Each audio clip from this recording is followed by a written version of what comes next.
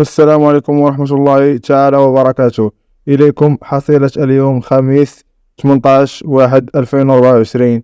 كانت اليوم مباريات جد ممتعة وحارقة جدا. تمتعنا هذا اليوم. سوف نرى هذا وسوف نتناقش في هذه المباريات اليوم كلها بعد الانترو. X-Foot.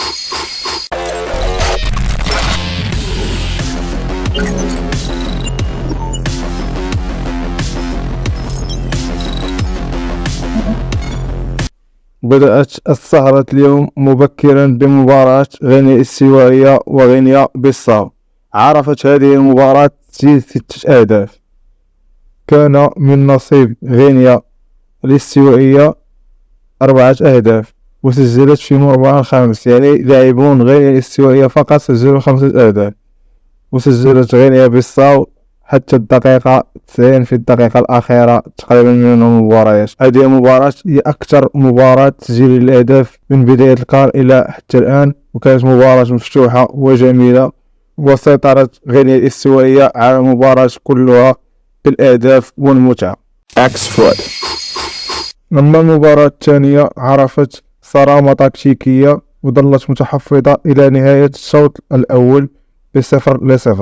وفي بداية الشوط الثاني تحصل المنتخب النيجيري على ضربة جزاء سجلها اللاعب تروس إيكونغ في الدقيقة 55، وحافظت نيجيريا على هذا الهدف حتى نهاية المباراة، وبهذا أعادت نيجيريا حظوظها للتأهل إلى الدور الثمن، لأنها أصبحت لديها 4 نقاط متشاركة مع غينيا الاستوائية، وجاءت كوت ديفوار في المركز الثاني ب3 نقاط، فيما تديرت غينيا بيساو الترتيب ب0 نقطة.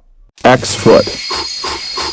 انتهت صارت اليوم بمباراة قوية بين مصر وغانا، مباراة شوكية سجل فيها هذا الأخير هدفا في الدقيقة 45 عن طريق اللاعب محمد قدوس. وفي بداية الشوط الثاني وبالدقيقة 51 ألغي هدف لمحمد عبد المنعم. بعدها في الدقيقة 69 سجل عمر مرموش هدفا وعادل النتيجة، وكان الرد سريع من محمد قدوس الذي سجل هدفا في الدقيقة 71، وجاء الرد أيضا سريعا من مصطفى محمد في الدقيقة 74.